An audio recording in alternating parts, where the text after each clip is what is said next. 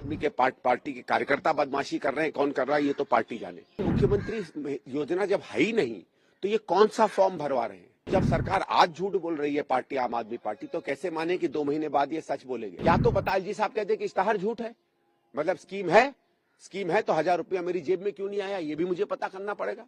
भाई मेरी वाइफ भी तो दिल्ली की महिला है, वो भी तो 18 साल की ऊपर की है। मेरी बिटिया है, दिल्ली की नागरिक है, दिल्ली की वोटर है, वो भी 18 साल से ऊपर की है। उन दोनों की जेब में तो अभी तक आया नहीं 1000 रुपया।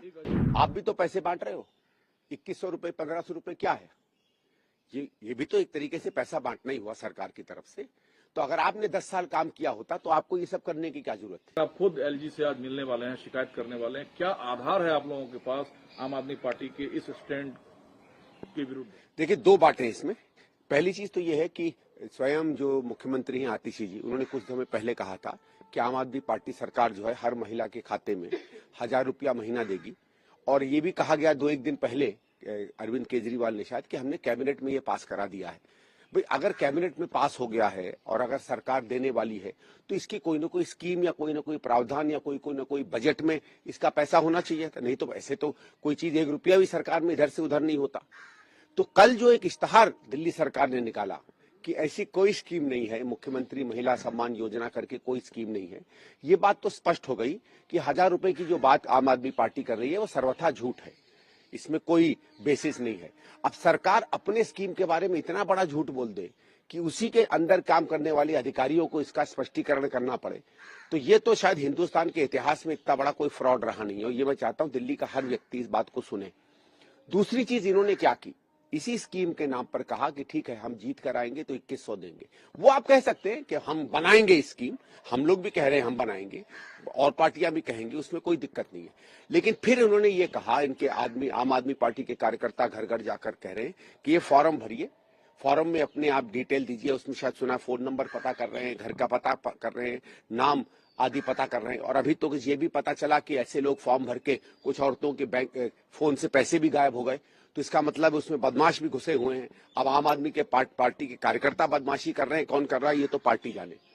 लेकिन ये बात जब करने लगे और उसके बाद ये स्पष्टीकरण आ गया सरकार का कि ऐसी कोई फॉर्म बनी नहीं है, तो फिर ये एक और बहुत बड़ा एक समझ लीजिए एक झूठ समझ में आता है। क्योंकि देखिए फॉर्म किसी भी स्कीम के लिए आप वही भर सकते हैं जो फॉर्म सरकार निकालती है, उसके बाद कोई भी भरवा सकता है। कांग्रेस पार्टी भी भरवाती है। जैसे आपके वोटर है, वोटर का अगर भरवाना फॉर्म होता है, पार्टी के कार्यकर्ता जाते हैं आपसे फॉर्म भरवाते हैं।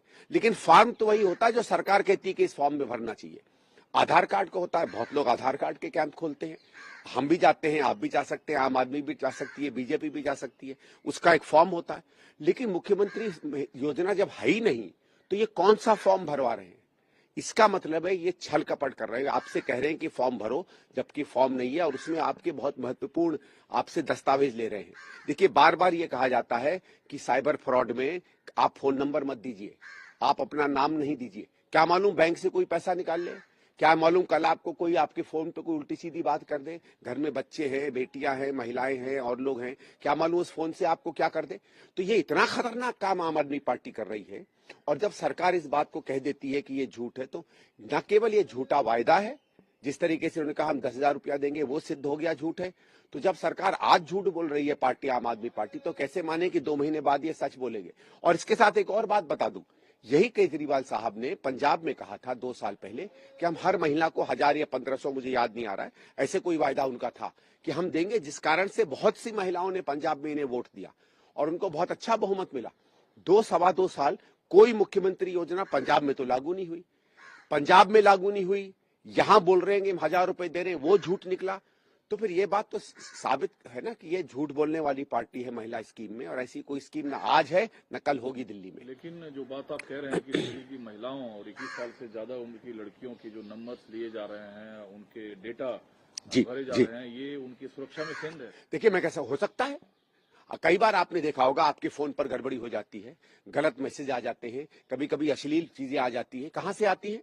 जब तक आपका नंबर किसी के पास नहीं होगा, आपका नाम किसी के पास नहीं होगा। मैं ये कह रहा हूं कि इसका डर है, इसका भय है। हम रोज, आपने देखिए आजकल भी अगर आप फोन अपना उठाएं, मैं सब बल्कि भाई बहनों से कहूंगा दिल्ली की, जब आप फोन लगाते हैं तो आप देखते हैं कि सरकार उसमें चेतावनी दे रही है, किसी को अपना नंबर मत दीजिए, किसी को अपना नाम मत दीजिए। क्यों चेतावनी दे रही है? इसीलिए दे रही है कि इसका गलत उपयोग हो सकता है। तो मैं ये कह रहा हूं कि आम आदमी पार्टी अपनी सस्ती लोकप्रियता बढ़ाने के लिए लोगों की जिंदगी के साथ, उनकी पर्सनल उसके साथ, इन चीजों के साथ खिलवाड़ कर रही है। आप क्या गारंटी कर सकते हैं कि आपके सारे कार्यकर्ता सिद्ध व्यक्ति हैं, अच्छे लोग हैं? खुद ही आपके विधायकों में चोर निकले, आपने खुद अपने विधायकों मंत्रियों को निकाल दिया क्योंकि वो भ्रष्टाचार में लिप्त पाए गए। तो आम आदमी पार्टी के अंदर भी हजारों ऐसे लोग हैं जिनके कैरेक्टर पर संदेह हो सकता है। वो लोग आज फॉर्म भरवा रहे हैं, उन फॉर्म का वो क्या करेंगे, उन नंबरों का क्या दुरुपयोग करेंगे, किसको पता है। आज एलजी साहब के पास जा रहा हूं मैं, कि एलजी साहब से मैं कहूंगा कि इस पे फटाफट इंक्वायरी करा के, एक तो इस स्कीम में जो भी लोग गलत कर रहे हैं उनके खिलाफ एफआईआर हो रही है, इंक्वायरी हो। दूसरी चीज देखिए, सरकार ने क्या कहा, सरकार ने कहा, अगर आप उसका इश्तहार पढ़ें, कि ये जो फॉर्म भरवाए जा रहे हैं ये धोखाधड़ी है। धोखाधड़ी अपने में एक अपराध है। अगर सार्वजनिक रूप से जगह जगह कोई पार्टी या उसके कार्यकर्ता अपराध कर रहे हैं, तो ये दिल्ली पुलिस की ड्यूटी बन जाती है कि उस अपराध को रोके होने से।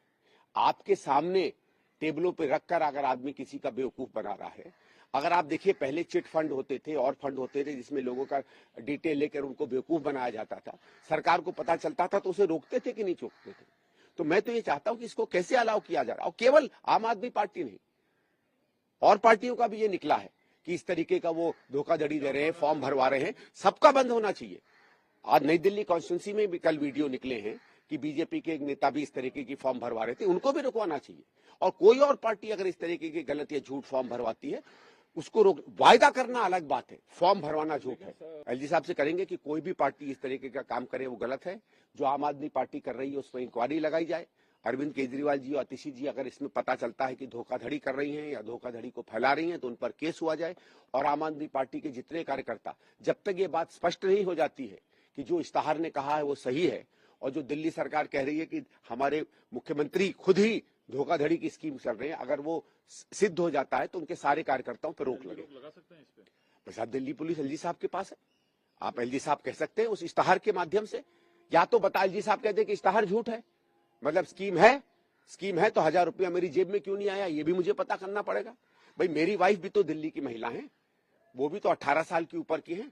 मेरी बिटिया है, दिल्ली की नागरिक है, दिल्ली की वोटर है, वो भी 18 साल से ऊपर की है। उन दोनों की जेब में तो अभी तक आया नहीं 1000 रुपया। एक अजब नैरेटिव अब सेट हो रहा है केजरीवाल साहब की तरफ से कि 10 साल अगर भाजपा दिल्ली में काम की होती तो आज भाजपा को पैसे नहीं बांटने पड़ते। दिल्ली में सरकार अरविंद केजरीवाल की है। देखिए मैं इसीलिए पूछ रहा हूँ, आप भी तो पैसे बांट रहे हो, 2100 रुपए 1500 रुपए क्या है, ये भी तो एक तरीके से पैसा बांटना ही हुआ सरकार की तरफ से।